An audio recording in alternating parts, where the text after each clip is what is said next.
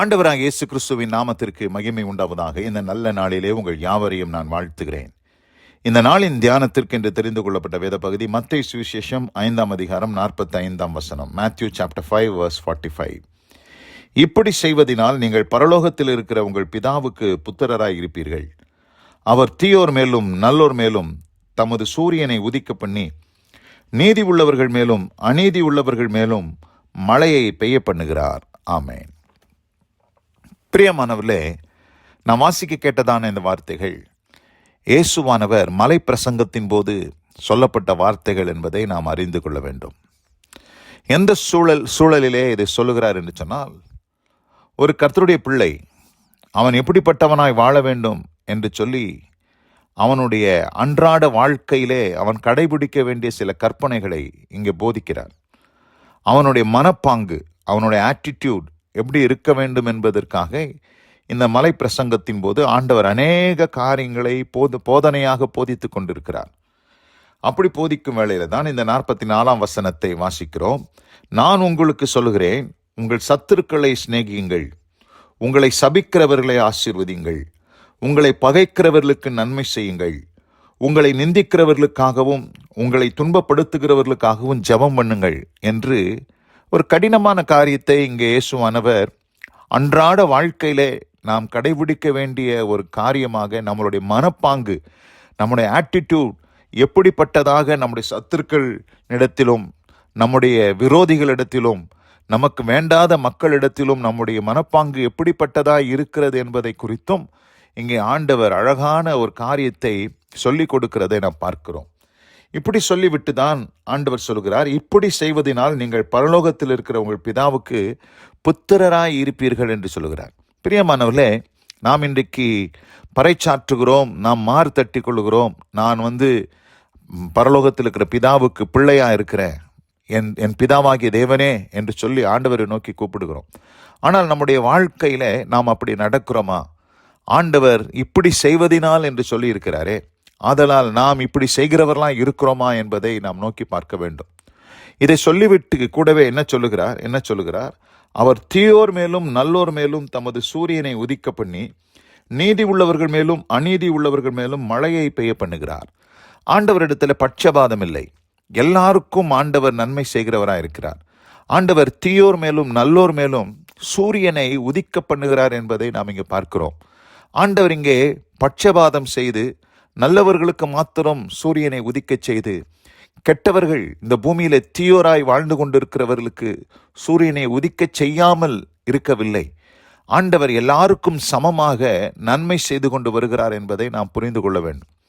சூரியன் இல்லை என்று சொன்னால், சூரிய வெளிச்சம் இல்லை என்று சொன்னால் நமக்கு வெப்பம் இல்லாமல் போய்விடும். வெளிச்சம் இல்லாமல் போகும் பொழுது உயிர் ஜீவனற்றவர்களாக தாவரங்கள், மனிதர்கள், வாழும் எல்லா பிராணிகள் எல்லாமே மாண்டு போகும் என்பது உண்மை. ஆதலால் ஒரு சூரியன் என்பது நமக்கு உயிர் சத்தை கொடுக்கக்கூடிய அளவுக்கு அது அவ்வளவு முக்கியமான ஒன்றாக காணப்படுகிறது. அப்படிப்பட்ட சூரியனை ஆண்டவர் நல்லவர்கள் மேலும் தீயோர்கள் மேலும் ஆண்டவர் உதிக்க பண்ணி அவர்களை பாதுகாத்து காப்பாற்றி வருகிறார் என்பதுதான் உண்மை.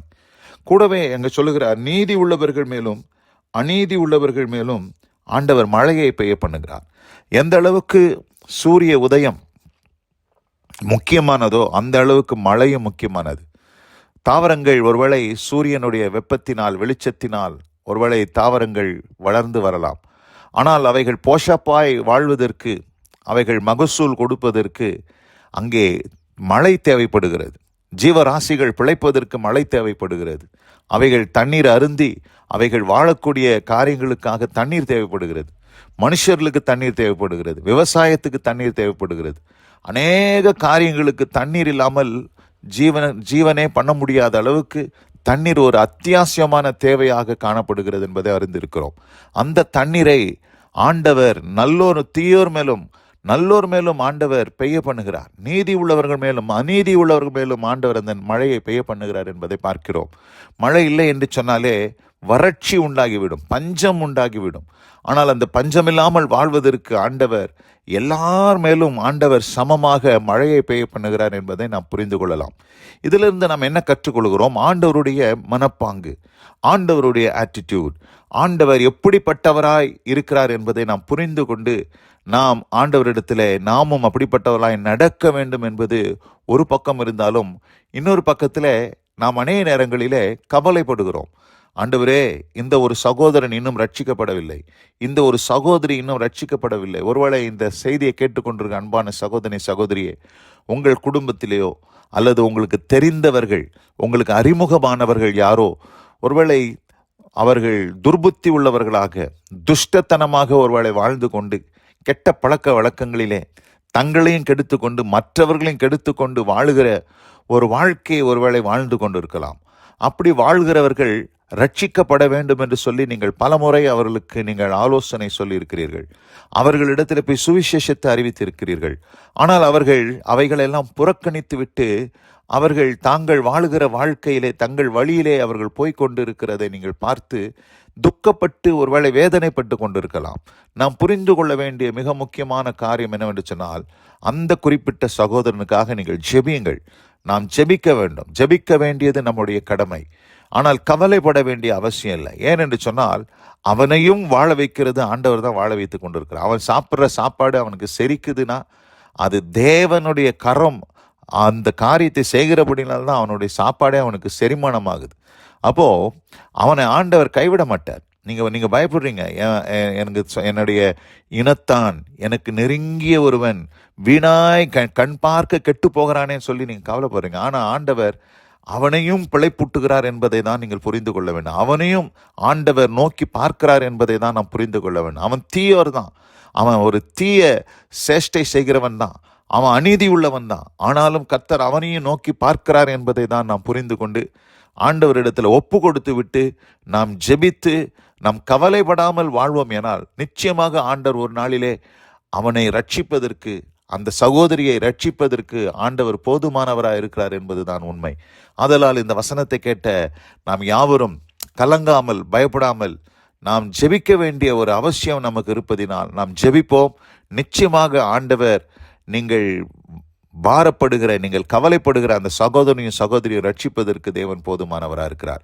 ஏனென்று சொன்னால், அவர்கள் மேலும் ஆண்டவர் நீதியின் சூரியனை ஆண்டவர் உதிக்க பண்ணுகிறார். அவர்கள் மேலும் ஆண்டவர் தம்முடைய மழையை பெய்ய பண்ணுகிறார்.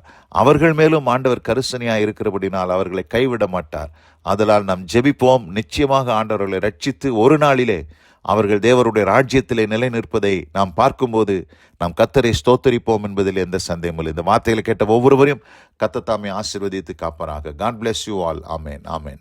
நாம் ஜெபிப்போம். எங்கள் அதிகமாய் நேசிக்கிற எங்கள் அன்பின் பரலோக பிதாவே, ஆண்டவரே, நாங்கள் வாசிக்க கேட்ட இந்த வார்த்தையின்படி தீயோர் மேலும் நல்லோர் மேலும் தமது சூரியனை உதிக்க பண்ணி நீதி உள்ளவர்கள் மேலும் அநீதி உள்ளவர்கள் மேலும் மழையை பெய்ய பண்ணுகிற தேவரீர், ஆண்டவரே, நீர் எல்லா மனுஷருக்காகவும் கவலைப்படுகிறீர் என்பதை அறிந்திருக்கிறோம். அநேக நேரங்களிலே கர்த்தர் இவர்களை கைவிட்டாரோ, கர்த்தர் இவர்களை மறந்து விட்டாரோ என்று சொல்லி நாங்கள் அநேக நேரங்களில் நினைப்பதுண்டு. ஆனால் நீரோ ஆண்டவரே எல்லாரையும் மனதில் வைத்து காரியங்களை செய்கிறீர் என்பதை நாங்கள் அறிந்து கொண்டு, ஆண்டவரே, இந்த நாளிலே இந்த வார்த்தைகளின்படியாக நாங்கள் ஜெபிப்பதற்கு நீர் எங்களுக்கு கிருபை பாராட்டினபடியால் சோத்திரம். இந்த நாளிலும் இந்த வசனம் கேட்ட பிள்ளைகள் ஒவ்வொருவருக்கும் அப்படிப்பட்ட பாரத்தை நீர் கொடுத்திருக்கிறதுக்காய் நன்றி. தொடர்ந்து ஜெபிக்க கிருபை செய்தலும் ஆசீர்வதியும். அவர்கள் பாரப்படுகிறவர்களை ரட்சித்துக் கொள்ளும் கிருபையின் கரத்திலே தாழ்த்துகிறேன். இயேசு கிறிஸ்துவின் வல்லமை மிகுந்த நாமத்தில் பிதாவே, ஆமென், ஆமென்.